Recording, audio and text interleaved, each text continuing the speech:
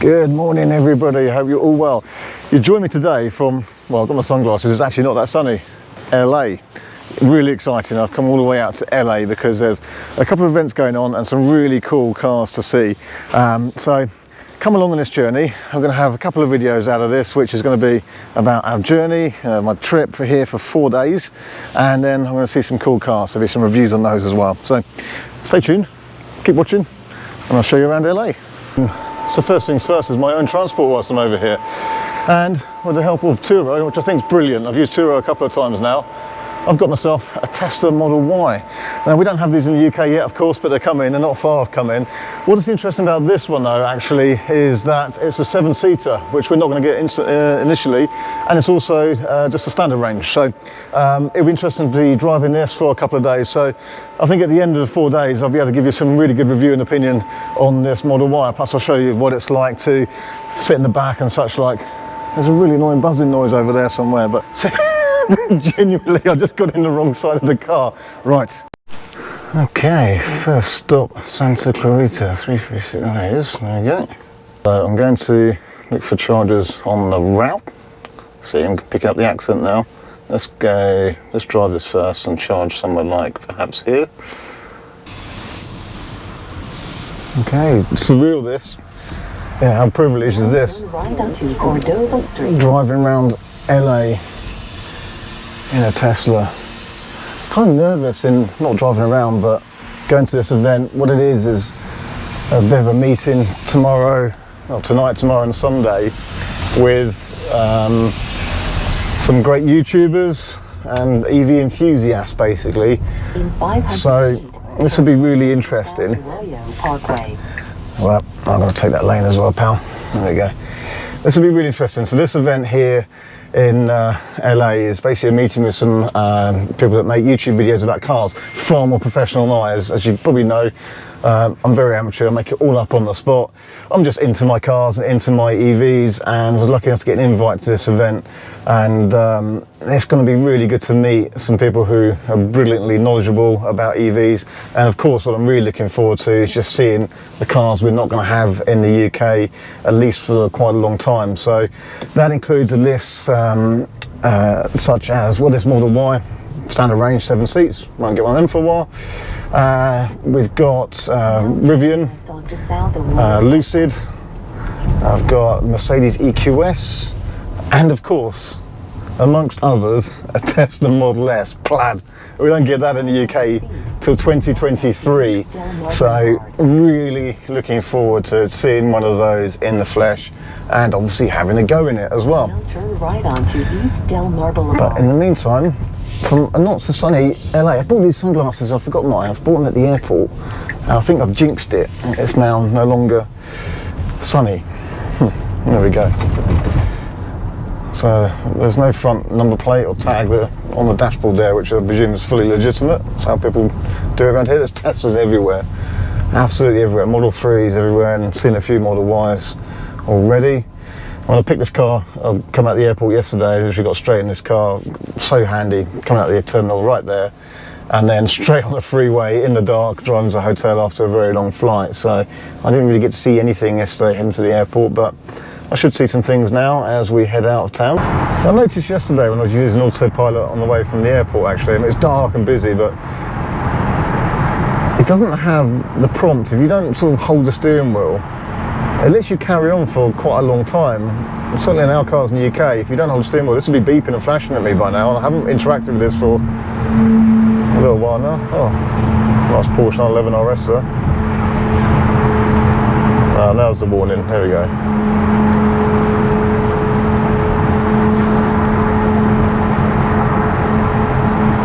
So there's a truck up here. Will this prompt me to overtake? Should do. There we go. So it's indicating and changing lanes itself. I just had to check I was holding the steering wheel at the time, but that's moved over to overtake that truck. Very easy. Well done, Tesla. Feel quite at home, to be honest. Looks like people speed here as much as they do in the UK. Why is it so foggy? Where's the sun? I've got my sunglasses ready to go. Come on.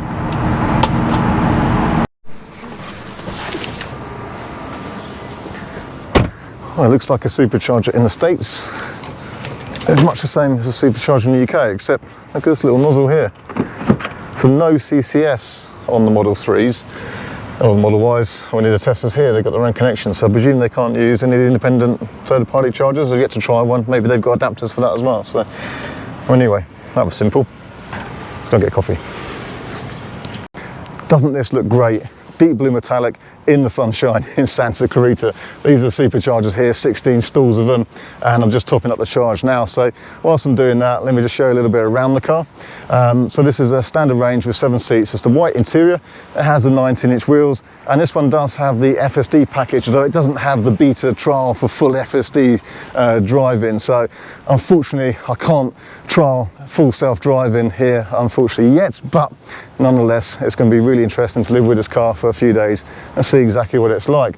What I quite like here, in California at least, you don't seem to need a front tag or number plate. It's got something in the windscreen there, but the cars here don't seem to have front plates. It looks really good. And then this blue metallic in the sun, I have to say, I like it. Now, what I want to do is show you the boot.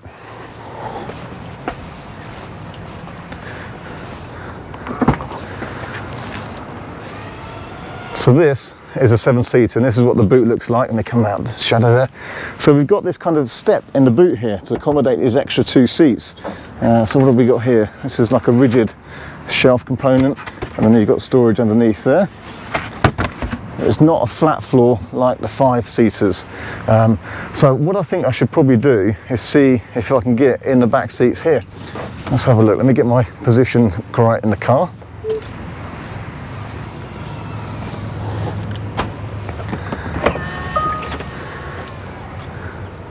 So this is the white interior.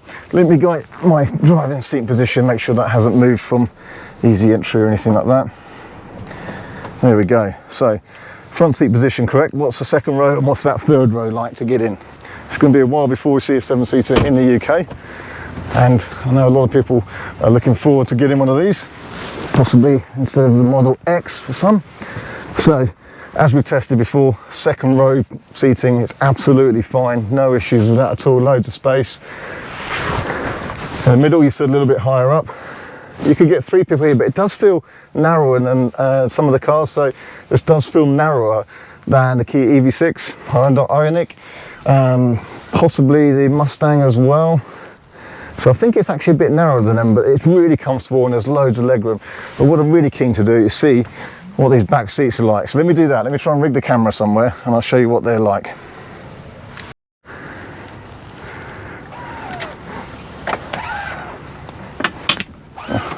So the seat releases and goes forward like that, and then that just lifts up, and you've got a headrest there. So shall I see if I can get in this? Let's have a go. It's quite a small opening. Oh dear, it's a very small opening in fact. And then when you're in here, ow, that's my head. Okay, this is me in the back seats. I'm going to see if I can get this seat down in position. Hopefully I can release it again. So I'm in, but I really couldn't do a journey. I can't sit upright in here, ow. So I have to say this is for kids only, and I have to say it's certainly a lot smaller than a Tesla Model X. Right, and that's with that seat in a really kind of forward and upright position. Yeah. Okay, there's not a lot of room in here, so if the seat's forward, when it does, it comes down like this, then you can bring it back, and then if you want to try and get somebody sat there, oh, you probably can't see my legs, I'm literally splayed, my feet are crushed. Do you know what, I thought it might be a bit bigger than this in the back, but it really isn't. And then it's a very awkward opening as well. And if I try and show you, it takes a bit of manoeuvring and a few grunty noises to get in and out of this car.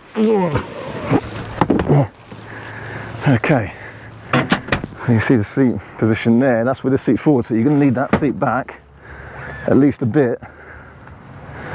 There's a few motors doing their thing in there, so even if I put the seat there, can I still get behind me? Not really, so the seat does need to be right back if you're 6 foot, in which case that doesn't leave a lot for rear legroom. Okay, so I'm going to have to say, if you're after a Model Y 7-seater as a replacement for a Tesla Model X, I don't think it's going to work. It's really small in the back. In fact, the Tesla Model S with those extra 2 seats possibly has more space in the back, but it's very much for children only and probably fairly short journeys even at that. So it's not quite as big as I thought it might be. And then of course the boot is slightly small. You don't have the extra storage underneath the boot floor like you did with the 5-seater. So the 5-seater,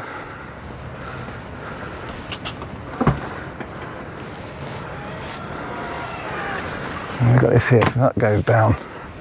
This goes forward. So the 5-seater, you've got storage under here as well, but then also under that section. But it really is very small in the back there. Yeah, it's not going to be a full proper 7-seater. Occasional use for children only, I'd suggest.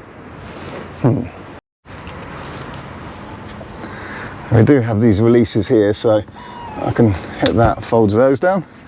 I can pull that. Does it pull over? There we go. But with the driver's seat in my position, the seat can't go down. However, once the seats are down, it is a pretty big space in the back here. It's not bad at all. Okay, so to show you different here when you've got the steering wheel on the wrong side. It's the right side, it's the wrong side. So very familiar. Of course, you've just got a reverse layout to what we have, but instantly recognisable, familiar, easy to use. So this is all the same. You've got the controls button down here, and this is all much the same. So this one's got autopilot and FSD, and they've got here request full self-driving beta, but it doesn't have it at the moment. And then we've got everything else here, like that. And I'm going to charge it up to 90%, so I'm on 85% now. It's charged at 29 kilowatts. What I can do then is see how many miles it's going to allow at 90%, but here it's showing 199 miles.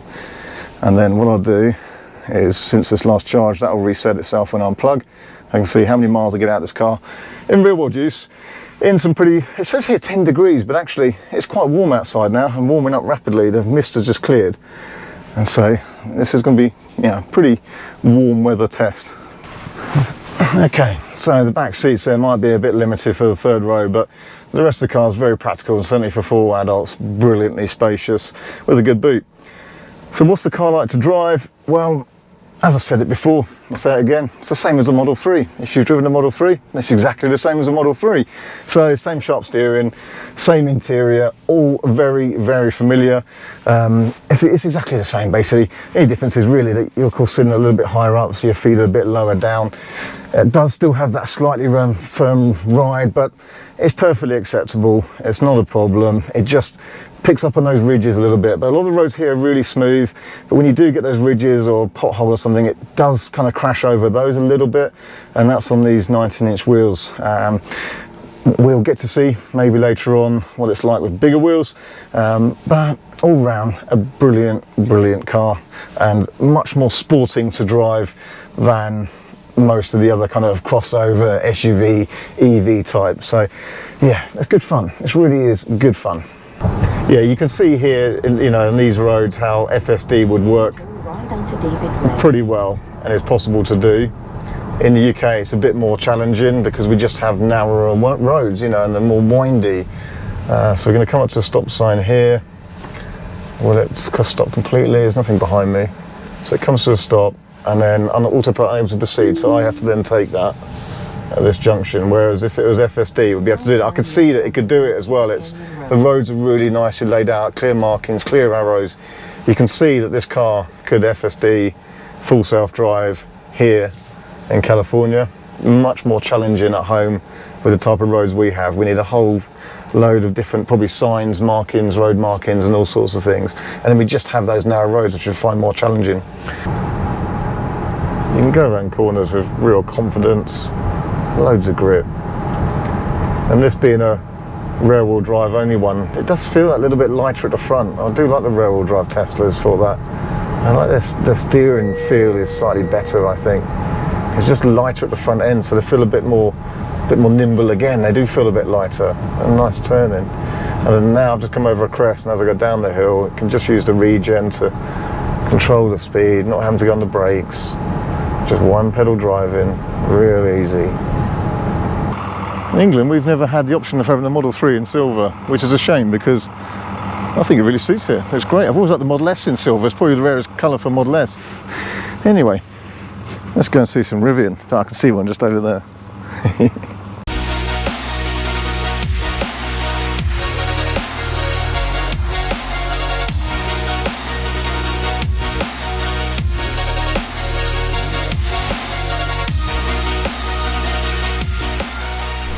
And it was amazing, absolutely amazing.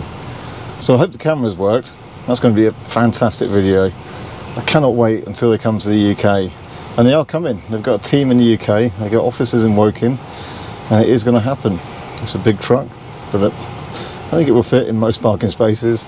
But what a phenomenal car, and just such good attention to detail throughout. Super impressed. That's going to be a brilliant video. Stay tuned, stay subscribed. That's going to be epic. So it's still day one, and it's about 2 o'clock in the afternoon now, and I'm now in Beverly Hills. What I want to do is see if I can get into the Lucid design studio. So that's where I'm heading. I'll try. So I think I'm going to call it quits for driving for today. Been up into Santa Clarita, back down to Beverly Hills, Rivian, then Lucid. Been brilliant. So since I did that charge earlier in Santa Clarita, I've covered 89 miles.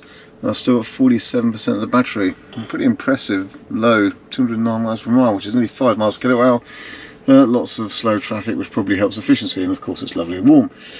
So let's prorate that out. It's 43% of the battery, and that will work out to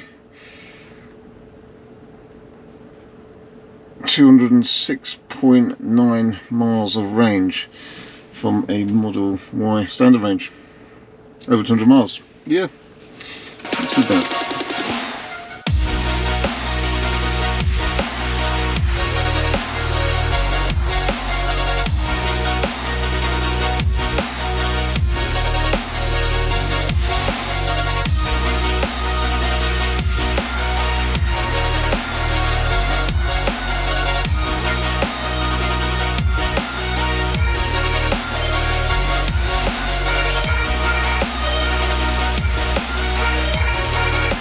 Just given the Model Y a charge before it goes back. Pulled in here like 26%, and it was on 130 kilowatt charging speed. It's gone over 30%. It's just been dropping down a little bit, and now kind of 108, 109. So let me give you some closing thoughts on a Tesla Model Y. 7-seater, at a push. I wouldn't sell your Model X yet if you need those extra seats in the back. It's very much the same as the Model 3 to drive, which in some respects I wish it was softened off a little bit given its different kind of intended purpose. It doesn't need to be a sporting. It makes supercharging really easy. It's easy to drive. It's simple. The infotainment system and the screen, amazingly easy to use as well. The thing is, with this trip, it has shown that it's amazing competition out there, and so Tesla still holds advantages in many, many ways, but it's great that there is a choice. Some cars will be suited to more people, to people in different ways, and we have seen the competition catching up, so it's interesting. Tesla are ahead of the game in many ways, still slightly flawed in a couple, and everyone I've been speaking to here, which is a whole group of EV experts, tend to say the same things actually. I was wondering if it was just me being a moany old git, but things like the ride being a bit crashy, everyone says the same. So it'd be good to see Tesla just tweak a few little bits there. I'm sure it will come over time. They're certainly more than capable of it, but it's been a fantastic car for a place like this, and it is also pretty hard to beat if you need a family practical electric vehicle with easy charging and efficient range. Anyway, I've got to say goodbye to it. I'm off to the airport. So thank you for watching, much appreciated. Stay subscribed to this channel, and you're going to see loads of great videos about all the different cars that I've been trying out and testing here in LA. So thank you everyone for subscribing, watching, and making this possible that I can get involved with events like this. So bye from me from now. Thank you. Hey everyone, thanks for watching our videos. If you like our content and want to see more, don't forget to not only subscribe but also hit the bell icon for notifications so you don't miss any new videos as they're uploaded. Plus, we're also on Instagram, just look up R Simons or RSEV. We're on Facebook and Twitter. So lots of news, stories and things as we go on each one of those channels.